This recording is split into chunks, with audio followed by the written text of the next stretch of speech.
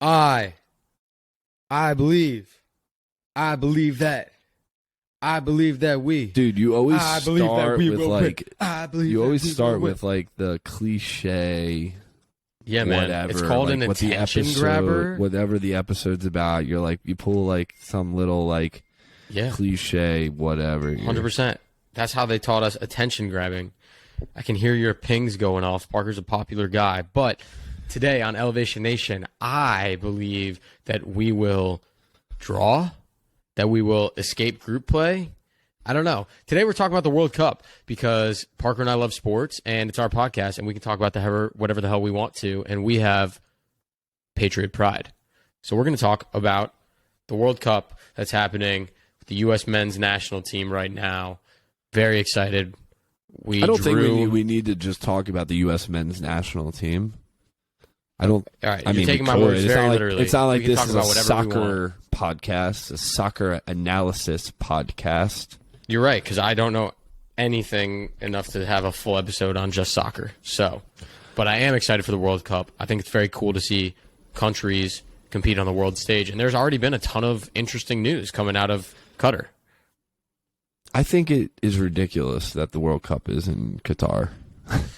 Yeah, Yeah, absolutely mind-boggling that some country that literally is smaller than 80% of the countries out there, if not more, somehow found their way to host the World Cup.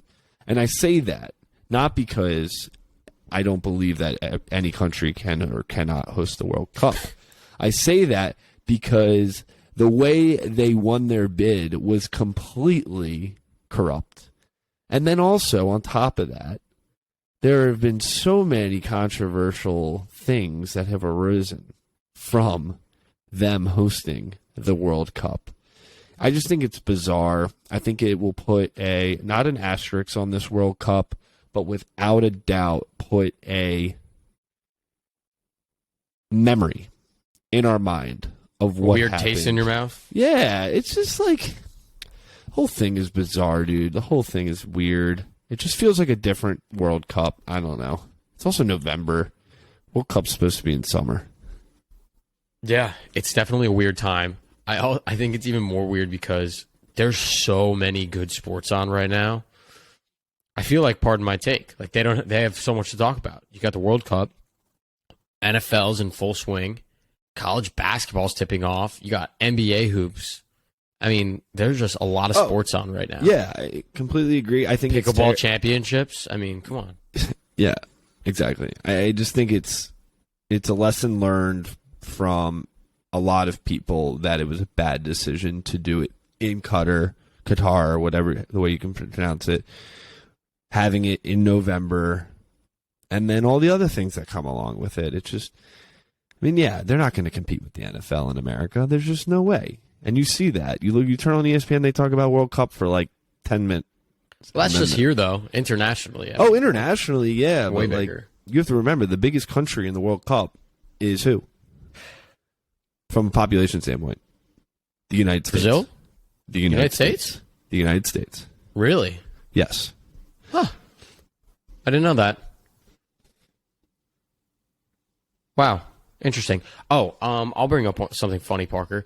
So when we traveled abroad and lived in Spain together, one of my biggest pet peeves was, it wasn't any of us, but other people who were Americans who treated people in the country that we were living in as if America was better or knew better or weren't appreciative of their host country's culture or concepts, right? And so I saw a video that came out, and I know that bothered you too, Parker, because you appreciated Spain very much and the people who opened up their world to us in Barcelona specifically. So I know you were like that as well. I saw a video of men's national team supporters in Qatar on their way to the game chanting like, "It's called soccer." And it kind of just made me laugh because, like, no, it's not. We call it that. We happen to call it that, but every other country doesn't. And we also, like, aren't the best, even close to the best. It's like, what makes us think as entitled Americans that we can change the name of a sport that we don't even win at? I mean, It made me laugh. I think it makes it's. I'm laughing that this made you even bring it up in the podcast because I think it's just stupid. It is stupid. I would agree. It's so stupid. All of that. Whatever. Bicker. Yeah. What is not stupid is that this country that we're literally celebrating an entire month of international competition on the biggest tournament and at the biggest stage of the biggest sport in the world, literally allowing people to not stand up for the LGBTQ community, allowing people to stand up for the anti-Semitism that has been happening through the rules and the laws that the country put down, saying that they won't serve kosher food or allow Jewish people to observe prayer. And there's so many other things. The people who died to build those stadiums, just all the corruption. And it's almost like we're just moving along. Okay, we're just going to play. We're just going to play. Just messed up, man. Messed up. Yeah. I mean, sports are, a great escape, therapeutic, a way to bring cultures and people together when they appreciate the competition behind them. Listen, but I also think they highlight some issues that happen across our global community. Certainly, they highlight some things. Listen, I understand that is their culture and that is the way that they live. But I do not understand when it comes to things that the people that they are welcoming do not stand for. And I think it's messed up. It's really messed up.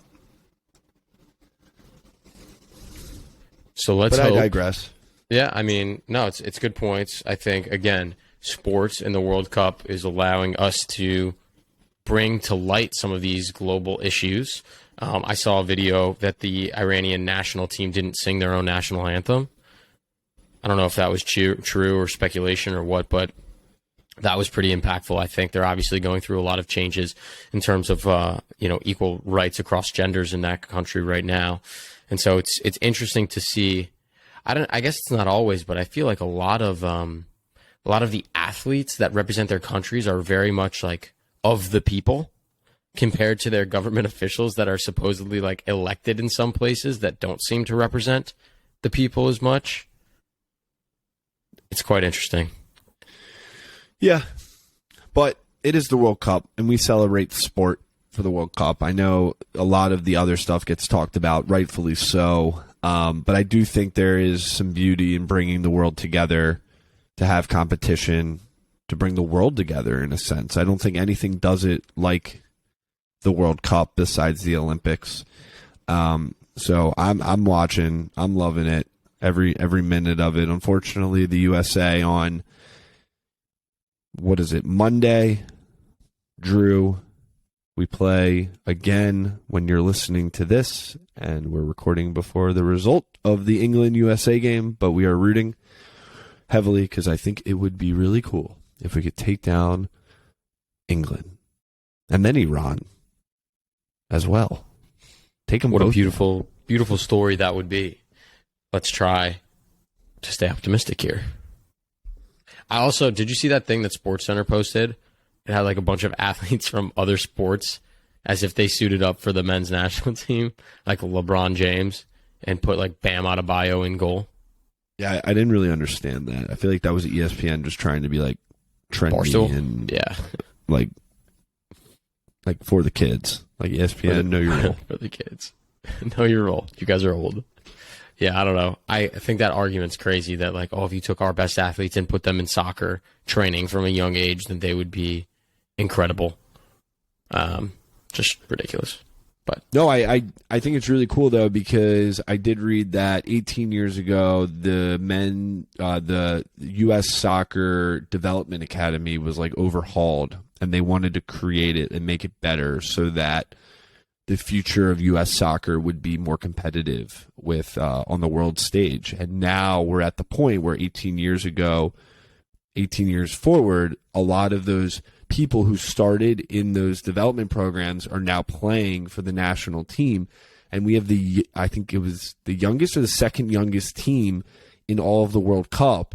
And we have now what they call the golden generation in U.S. soccer. We have players playing all over the world in some of the biggest leagues in the world. And when it comes to talent, I think they have, without a doubt, the best talent that they've ever had. And it's all because of a decision maybe 18 years ago of putting money into that development academy and really developing young soccer players in a new way. I think it's really cool. They had a vision. They were aware that they used to suck, and they held themselves accountable to get there. The U.S. men's national team has mental fortitude, Parker. Come on now. It would be crazy if the U.S. won any World Cup in our lifetime. I really do think it would be pretty crazy. Just think about it. I mean, the old argument is every country, soccer's or football, whatever you want to call it, that's their big sport, right? For a lot of countries that are participating in the World Cup. Our biggest sport is basketball and football and baseball and hockey. And then comes soccer. It'd be pretty incredible. I wouldn't hold your breath, though. Maybe pickleball's taking over. I think, man. Pickleball. I'm down. Shout out Alex Newman. All right. I want to give some shout-outs, some spotlights on some amazing people. We got elevators numbers 26 and 27 next Thursday. They have their event for their nonprofit foundation, Beneficial Pain. The 2022 scholarship recipients are being highlighted in Baltimore at Parker's former alma mater. It's an amazing organization. Check out their website, Beneficial Pain, to learn a little bit more about what they're doing and how they are providing scholarships for young kids who are making a difference and elevating their communities. So we're excited, guys. We're proud of you for all the work that you are putting in on Beneficial Pain.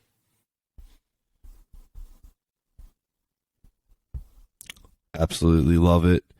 It's funny. I saw a LinkedIn post by our good buddy, Justin Lafazan, and on the theme of World Cup, Justin is over in Qatar watching the World Cup along with some other amazing people in what they call the Generation Amazing Legacy Project.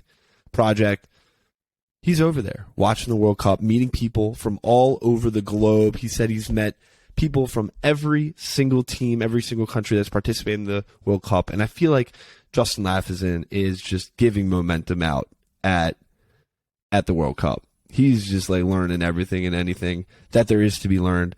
So shout out to you, Justin, and Next Gen, and Dylan. Keep elevating, my dudes. We love it. Pretty jealous, Justin. That's pretty cool. I've never been to a World Cup before.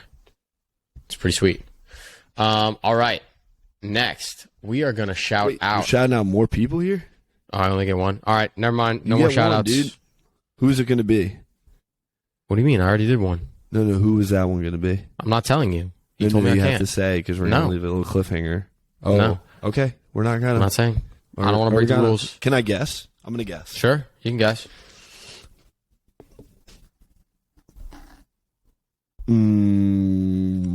This is tough. I don't know.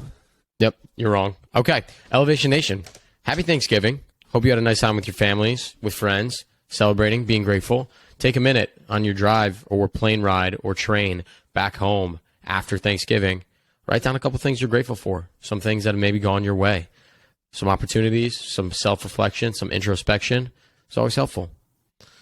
And then until next week, Elevation Nation. Peace. Ew. The fuck was that?